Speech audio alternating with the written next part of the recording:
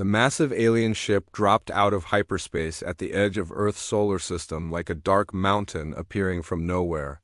Commander Jake Morrison was drinking his morning coffee at Luna Station when the sensors started screaming.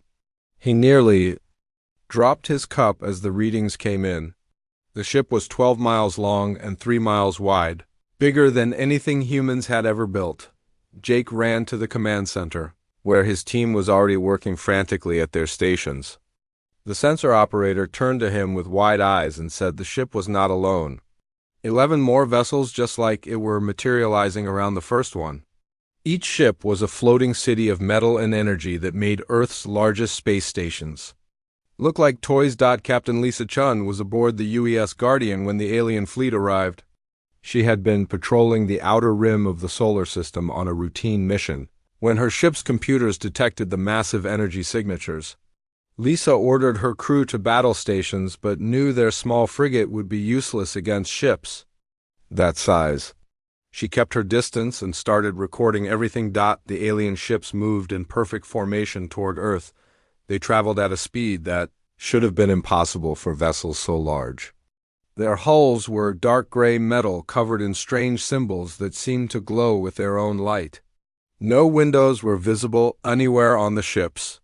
They looked more like weapons than places where people lived. Admiral Robert Kane was in a meeting at Earth Defense Headquarters when the alert came in. He dismissed everyone else and called an emergency session of the Planetary Defense Council. Within an hour, representatives from every major nation on Earth were gathered in the secure conference room. The mood was tense as they watched the alien fleet approach. The aliens made no attempt to hide their arrival. They broadcasted their presence on every frequency humans used for communication. Their message was simple and direct. They were the Kethmoran Empire, and they had come to collect what was owed to them. High Collector. Zethver appeared on every screen across Earth at exactly noon Greenwich time. He was tall and thin, with pale blue skin and large black eyes. His voice was cold and mechanical when he spoke. He told humanity that they were now part of the Kethmoran protection system. Earth would pay tribute or face the consequences. The demands were specific and brutal. Humanity would surrender 60% of all natural resources every year. This included metals, food, water, and energy sources.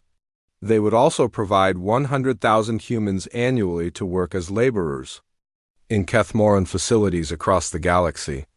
In return, Earth would be protected from other hostile alien races. Zethver explained that 847 worlds had already accepted these terms. Each planet that joined the Empire received protection and trade opportunities. Those that refused were destroyed completely. He showed images of dead worlds where cities once stood. The message was clear: submit or die. The alien commander gave Earth 72 hours to respond. During this time, the Kethmoran fleet would remain at the edge of the solar system.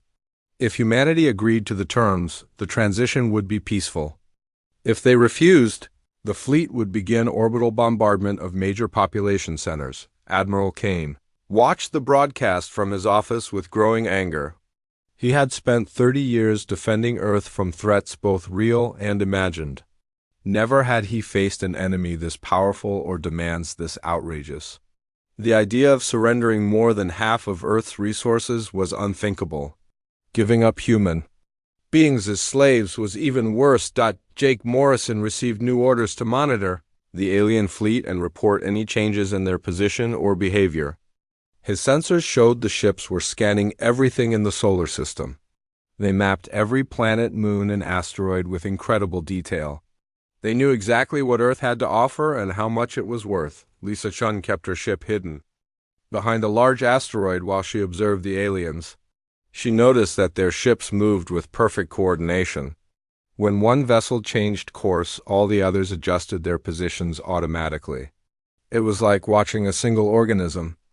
With 12 bodies instead of individual ships with separate crews, the Planetary Defense Council met for 18 hours straight. Some members wanted to negotiate with the aliens. They argued that losing 60% of their resources was better than losing everything. Others insisted that humanity should fight regardless of the odds. A few suggested trying to buy more Time by pretending to consider the offer, Admiral Kane listened to every argument, but his mind was already made up. He had seen what happened to species that surrendered to bullies. They became slaves in all but name. Their children grew up as servants to alien masters. Their culture disappeared as they were forced to adopt Kethmoran ways. Dr. Sam Parker from the Xenobiology Institute was brought in to analyze the alien communication. He discovered that the Kethmoran had never encountered serious resistance. Every species they contacted either submitted immediately or was destroyed before they could mount an effective defense. Their entire system was built on fear and overwhelming force. Jake Morrison worked with his team to gather intelligence on the alien ships. They used every sensor and telescope available to study the fleet. The ships appeared heavily armed with weapons that could destroy cities from orbit. Their shields could probably stop any missile Earth could throw at them.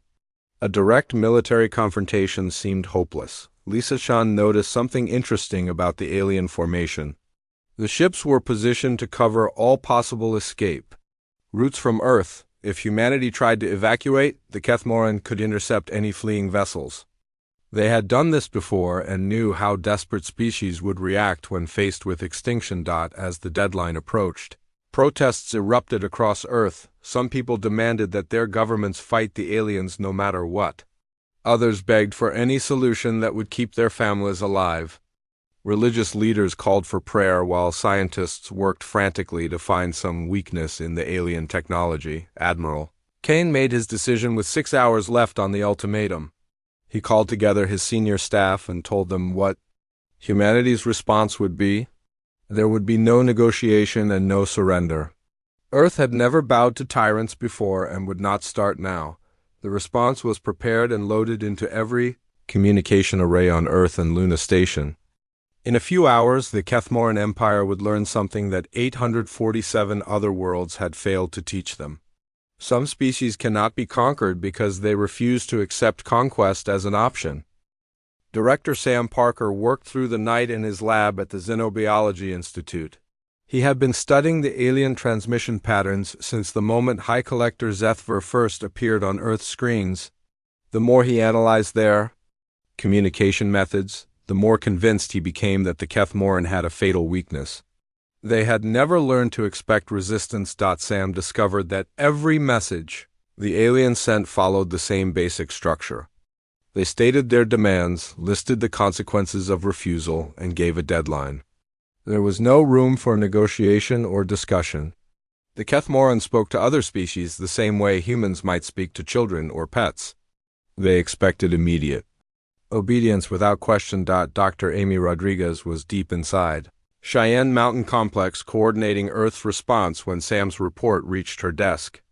She read his findings twice before calling Admiral Kane directly. The aliens had built their entire empire on a simple formula that had never failed them before. Overwhelming force plus immediate surrender equals galactic domination. Amy realized that the Kethmoran had made a crucial mistake. They assumed that all intelligent species would react the same way when faced with superior firepower. They had never encountered a species that valued freedom more than survival.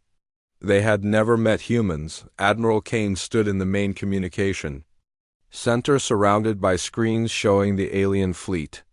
In 2 hours, Earth would broadcast its response to the ultimatum. Every major news network would carry the transmission live. The entire galaxy would be watching to see if humanity would join the 847 worlds that had already surrendered. The message had been written and rewritten dozens of times. Some versions tried to explain Earth's position or justify their decision. Others contained threats or promises of retaliation. Admiral Kane rejected them all. Earth's response needed to be clear, simple, and impossible to misunderstand. Jake Morrison monitored the alien fleet from Luna Station as the deadline approached. The Kethmoran ships had not moved from their positions at the edge of the solar system. Their weapons were not powered up and their shields were at minimum strength. They were completely confident that humanity would submit like every other species before them. Captain Lisa Chun received orders to move her ship closer to the alien fleet during the transmission. Her job was to record the aliens' reaction to Earth's response. Command wanted to know exactly how the Kethmoran would respond when they heard something they had never heard before. The countdown reached 0 at exactly noon Earth time. Admiral Kane stepped in front of the cameras and spoke directly to High Collector Zethver. His words were broadcast on every frequency that reached the alien fleet. The message was also transmitted to every human colony and space station in the solar system. Admiral Kane looked directly into the camera and spoke one word that would echo across the galaxy for generations to come. He said no with such conviction and finality that there could be no doubt about humanity's decision. Earth would not surrender its resources. Earth would not provide slaves for alien masters. Earth would fight, but the transmission contained much more than just a simple refusal. Hidden within the signal were detailed scans of every Kethmoran vessel in the fleet. Earth's sensors had been mapping their ships from the moment they arrived. Humanity knew the location of every weapon, every shield generator, and every weak point on the alien vessels. The technical data proved that Earth's supposedly primitive technology was far more advanced than the aliens realized. Human sensors could penetrate Kethmoran shields and identify critical systems. Human computers could track the movement patterns of their ships and predict their tactical responses.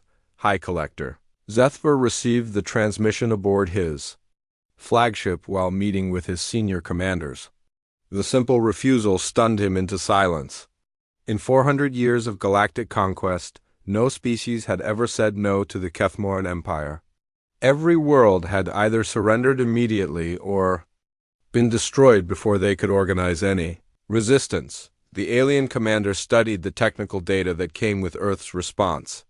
His ship's computers confirmed that the scans were accurate and incredibly detailed.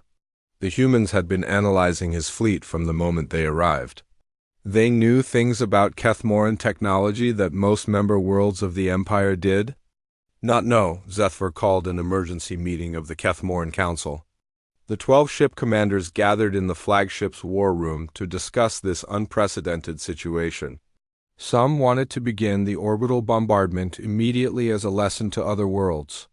Others suggested sending a second ultimatum with even harsher terms. The youngest commander raised a concern that silenced the room. If humanity could scan their ships so thoroughly, what other capabilities were they hiding? Earth appeared to have only primitive chemical rockets and basic laser weapons. But appearances could be deceiving, especially when dealing with a species that had just demonstrated such advanced sensor. TECHNOOGY Dr. Amy Rodriguez coordinated the next phase of Earth's plan from her command center. The response to the aliens was only the beginning. If the Kethmoran decided to attack, humanity needed to be ready with more than just harsh words and detailed sensor scans.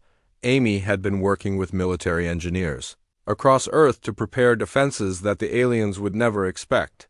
Hidden weapons platforms had been deployed throughout the solar system. Automated defense systems had been positioned around every major population center. Most importantly, Earth's space fleet had been equipped with technologies that the Kethmoran had never encountered before. Commander Jake Morrison received new intelligence reports about the alien fleet's response to Earth's transmission. The Kethmoran ships were powering up their weapons and raising their shields. They were also transmitting heavily encrypted messages back to their home empire. Whatever they were saying, they did not want anyone else to hear it. Captain Lisa Shun moved her ship to a safe distance as the alien fleet began to change formation. The 12 massive vessels spread out into an attack pattern that could cover the entire Earth with overlapping fields of fire. The Kethmoran were preparing to make an example of humanity that would terrify the galaxy, but something strange was happening aboard the alien ships. Their movement patterns were less coordinated than before. Individual commanders were making decisions without consulting the fleet command.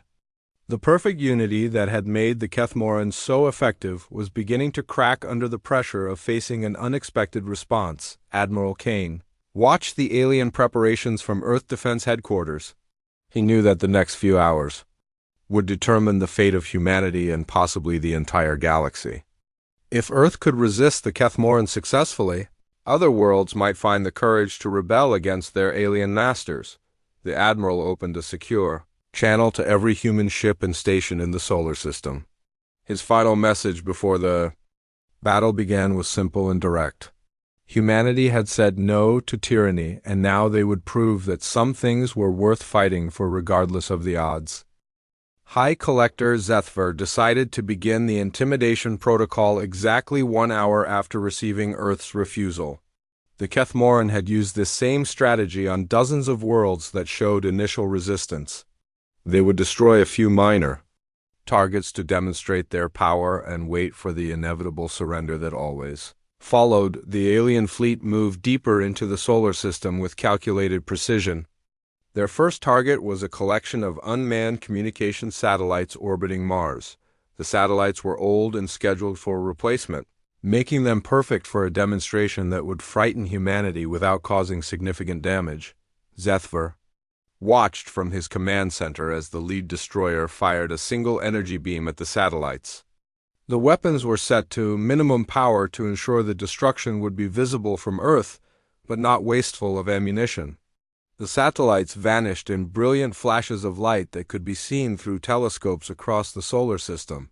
The alien commander then ordered the destruction of an abandoned mining station on Europa. The facility had been empty for 3 years and served no strategic purpose, but its destruction would show humanity that the Kethmoran could strike anywhere in their solar system. The station disappeared in seconds under focused energy fire. Admiral Kane watched the alien demonstration from Earth Defense Headquarters while his staff recorded every detail of the attacks. The enemy weapons were powerful but not unlimited. Each shot required several seconds to recharge, and the aliens were being careful not to waste energy on meaningless targets. The Kethmoran broadcast images of the destroyed satellites and mining. Stationed to every screen on Earth, High Collector Zethver appeared once again to deliver what he expected would be his final ultimatum. He told humanity that they had witnessed a small sample of Kethmoran power and offered them one last chance to surrender. Captain Tony Mitchell of the UES Defiance received the alien broadcast while patrolling near Jupiter's moons. He had been waiting for orders from Earth Command and knew exactly what his response would be. Tony opened a communication channel to the alien fleet and delivered a message that would shock the Kethmoran to their core. Tony spoke directly to High Collector Zethver with calm confidence. He thanked the aliens for their demonstration and told them it was now humanity's turn to show what they could do.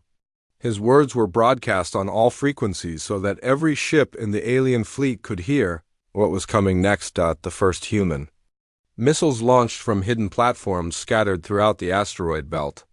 These were not the primitive chemical rockets that the Kethmoran expected from Earth's technology level. They were quantum-targeted weapons that could adjust their course in real time and penetrate energy shields using frequencies the aliens had never encountered. Dr. Martinez had been working on the quantum targeting systems for 5 years in his laboratory at the Nevada Research Facility. His breakthrough came when he realized that alien shields were designed to stop conventional weapons but had never been tested against quantum-entangled particles that could phase through normal matter. Engineer Kevin Blake had spent 3 years developing stealth torpedoes that were invisible to Kethmoran sensors. The weapons used a combination of advanced materials and energy-dampening fields that made them appear as nothing more than space debris until they were too close to intercept. The first missile struck the closest alien destroyer before its crew even realized they were under attack. The weapon punched through the ship's shields like they were made of paper and detonated inside the vessel's main reactor.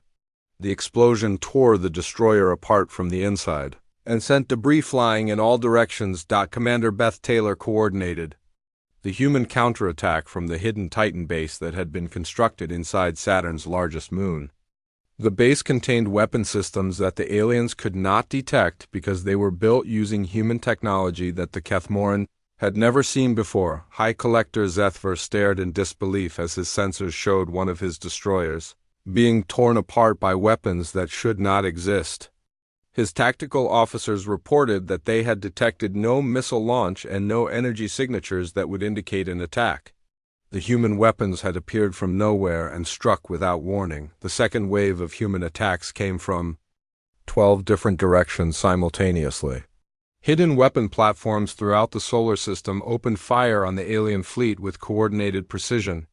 Each platform targeted a specific ship and fired weapons designed to exploit the weaknesses that Earth's sensors had identified. The Kethmoran fleet tried to respond, but found themselves fighting an enemy they could not see or predict. Human weapons appeared from empty space and struck with impossible accuracy. Their own sensors showed nothing but asteroids and space debris where the attacks were coming from. Captain Lisa Chun watched the battle unfold from her position near the outer planets. She recorded everything as the supposedly primitive humans began systematically destroying ships from the most powerful fleet in the galaxy. The Kethmoran were learning what it meant to underestimate Earth. Another alien destroyer exploded as quantum torpedoes overloaded its power systems. The ship's own weapons turned against it as human viruses infected its computer networks and caused catastrophic malfunctions. The vessel broke apart under the stress of its own failing technology. Zethver ordered his fleet to retreat to a safer distance while his engineers tried to understand what was happening. The humans were using weapons and tactics that violated everything the Kethmoran knew about physics and warfare. Their supposedly backward technology was somehow more advanced than anything in the alien empire. Commander Beth Taylor received reports that the enemy was pulling back and ordered her weapon platforms to pursue them. The hidden bases throughout the solar system revealed themselves as they moved to maintain contact with the retreating aliens. What the Kethmoran had thought was empty space was actually filled with human military installations. Captain Tony Mitchell led a squadron of fighters that emerged from concealment behind Jupiter's moons. His ships were equipped with weapons that used the solar system's gravity wells as targeting systems. They could fire projectiles that would curve around planets and strike targets from impossible angles. The alien fleet found itself surrounded by enemies that fought like nothing they had ever encountered before. Human tactics were unpredictable and brutal. Every destroyed satellite had been replaced by a hidden weapon. Every empty moon contained a military base. Every piece of space debris might be a disguised missile. High Collector Zethver realized that his empire had made a terrible mistake. Earth was not a primitive world that could be easily conquered. It was a trap that had been waiting for the Kethmoran to walk into it. The humans had been preparing for this moment since the first alien transmission arrived. What High Collector Zethver had expected to be a simple demonstration of power became a nightmare that would haunt the Kethmoran Empire for generations. His fleet of 12 massive dreadnoughts was being systematically destroyed by an enemy that seemed to be everywhere at once and nowhere they could strike back. The aliens tried to adapt to human tactics but found themselves fighting a war unlike anything in their experience.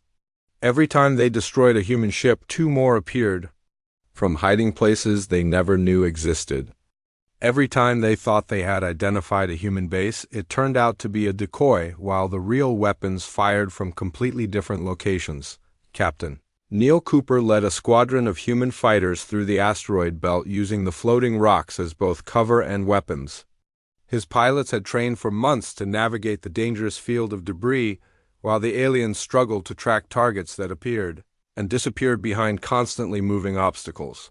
Neil's fighters used magnetic accelerators to launch asteroids at the alien ships with devastating effect. The Kethmoran shields were designed to stop energy weapons and missiles but had never been tested against multi-ton chunks of rock traveling at incredible speeds. The improvised kinetic weapons punched through their defenses like bullets through paper. Lieutenant Colonel Grace Adams coordinated the ground-based defense systems from her command center deep beneath the Rocky Mountains. Her teams had spent years preparing Earth's gravity well as a weapon against any invading force. The planet itself became a fortress that could strike at enemies millions of miles away. Grace's weapons used Earth's gravitational field to accelerate projectiles to impossible velocities. The aliens watched in horror as chunks of metal launched from the planet's surface reached their ships in minutes and struck with the force of nuclear explosions.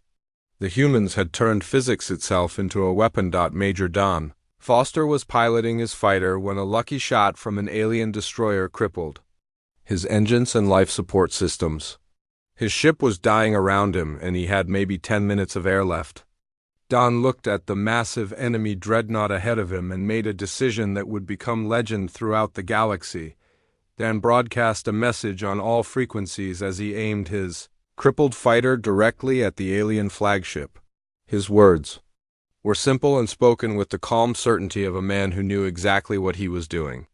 He told the universe that this was how humans paid their debts and pushed his engines to maximum power. The fighter struck the Kethmoran dreadnought just below its main weapons array and penetrated deep into the ship's hull before its reactor exploded. The blast tore through multiple decks and caused massive systems failures throughout the vessel.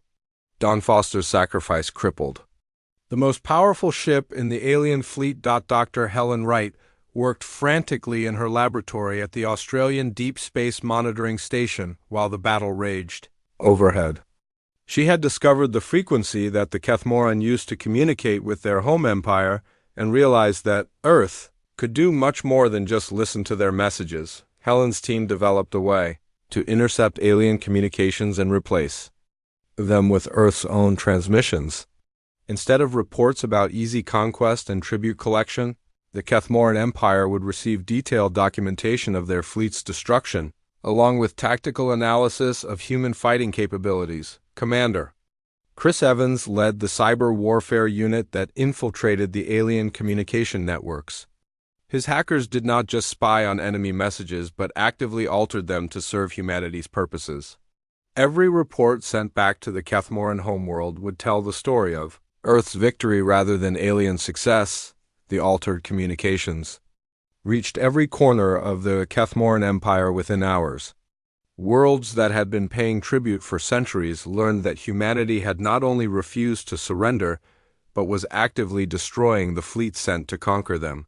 The psychological impact was immediate and devastating. High Collector Zethver tried desperately to regain control of the situation as his fleet continued to suffer losses.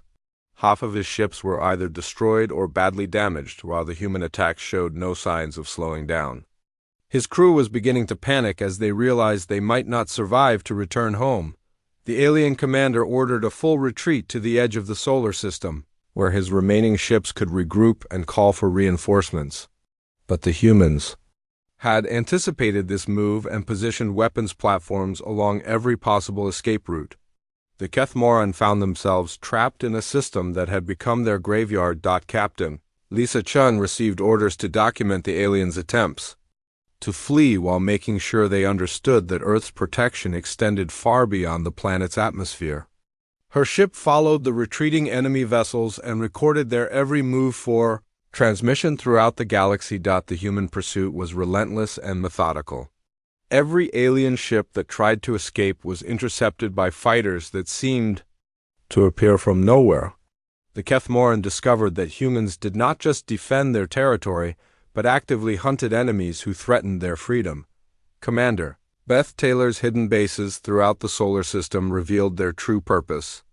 As the alien retreat began, each installation was positioned to prevent escape rather than just defend Earth. The humans had planned this battle as a trap that would capture or destroy every enemy vessel. The remaining Kethmoran ships found themselves being herded toward Jupiter, where the largest human weapons platforms waited in ambush. The gas giant's massive gravity well became another weapon as human forces used it to accelerate projectiles and bend the paths of energy beams in impossible directions. High Collector Zethver watched his empire's reputation crumble along with his fleet as reports of the disaster spread across known space. Species that had submitted to Kethmoran rule for generations began asking themselves why they had surrendered without a fight when these humans proved that resistance was possible. The battle that was supposed to demonstrate alien power instead became proof that tyranny could be defeated by those willing to fight for their freedom. Every world in the galaxy received the same message whether they wanted to hear it or not. The Kethmoran Empire was not invincible and tribute was not inevitable. Dr. Helen Wright's intercepted communications created chaos throughout the alien Empire as subject worlds learned the truth about Earth's victory. Rebellions began spontaneously on dozens of planets as populations realized that their oppressors could be beaten by courage and determination. The psychological warfare proved even more effective than the physical destruction of the fleet. The Kethmoran had built their empire on fear and the myth of their own invincibility.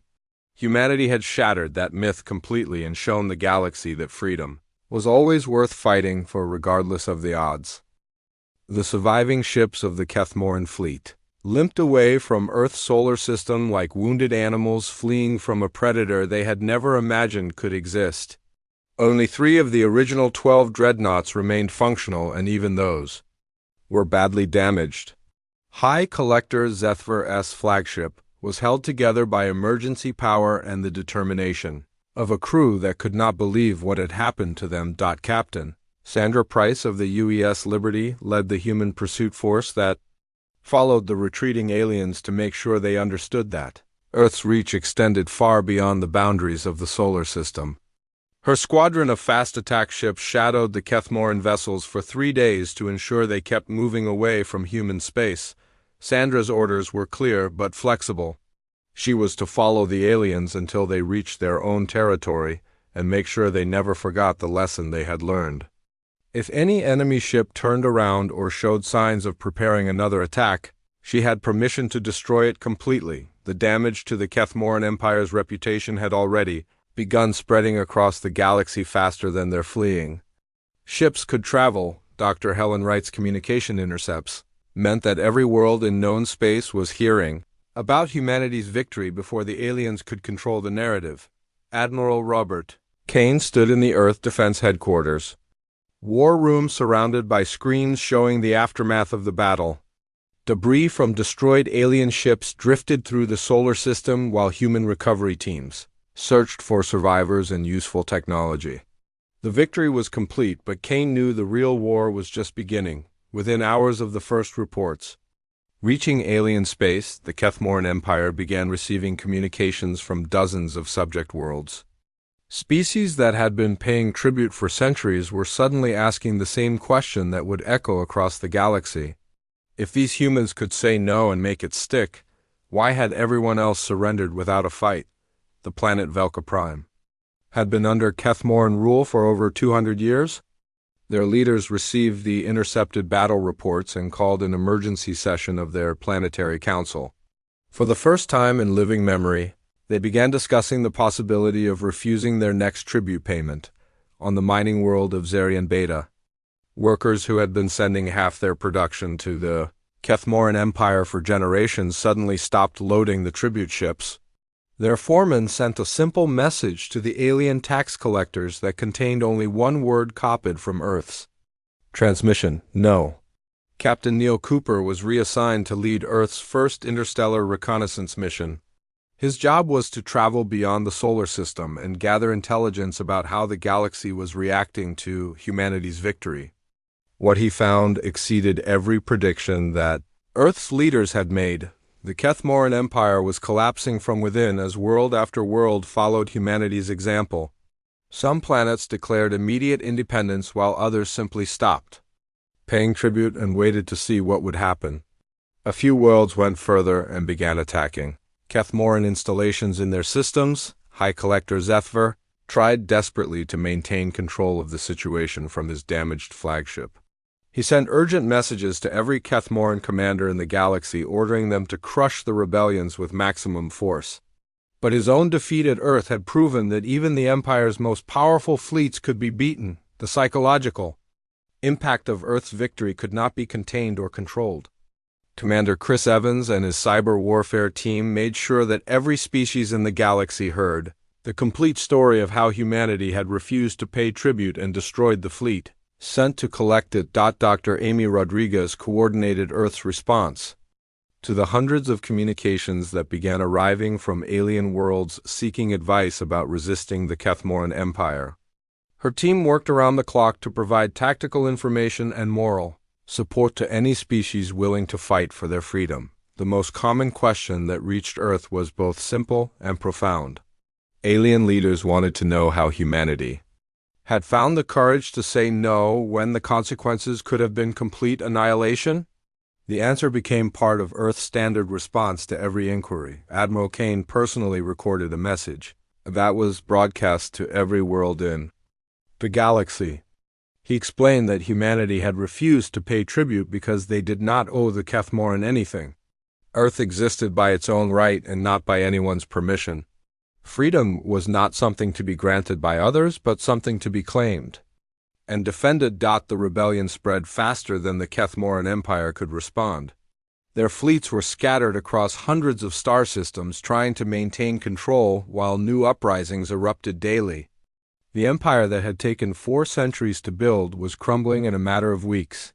Colonel Pete Jackson received command of Earth's first interstellar defense fleet with orders to help any world that requested assistance in breaking free from Kethmoran rule. His ships were equipped with the same advanced weapons that had destroyed the alien fleet at Earth, and his crews were trained in the tactics that had proven so effective. Pete's first mission took him to the Andorian system, where 3 worlds had declared independence but were facing a massive Kethmoran punishment fleet. The human squadron arrived just as the aliens began their bombardment and immediately engaged the enemy with devastating results. The Battle of Andoria lasted 6 hours and ended with the complete destruction of the Kethmoran fleet. Word of humanity's victory spread instantly and triggered even more rebellions throughout the galaxy. Earth had proven that they would not just defend themselves but actively help others fight for freedom. High Collector Zethver was stripped of his rank and exiled from the Empire when his surviving ships finally reached Kethmoran space. The disaster at Earth had cost the Empire its reputation for invincibility and triggered the largest rebellion in galactic history. He sent one final message to humanity before disappearing into obscurity. The former Collector's transmission reached Earth on a secure frequency that only military command could receive. It contained no threats or demands for payment, but only a simple question that revealed how completely the galaxy had changed. Zethver asked what humanity really was, and how they had accomplished the impossible. The response came not from Earth's military or government, but from ordinary citizens across the planet. Every human settlement, space station, and ship in the solar system broadcast the same answer simultaneously. They told the galaxy that they were free and that freedom was not something anyone could take away from those willing to defend it. The Kethmoran Empire collapsed completely within 5 years. As their entire system of fear-based control crumbled, the galaxy learned that tyranny could only exist when people allowed it to exist. Humanity had shown everyone that saying no was always an option, and that some things were worth any sacrifice to preserve. Earth never became the new galactic empire, because humans understood that freedom could not be imposed from outside. Instead, they became something far more dangerous to tyrants everywhere. They became living proof that any species could choose liberty over security and make that choice stick through courage and determination.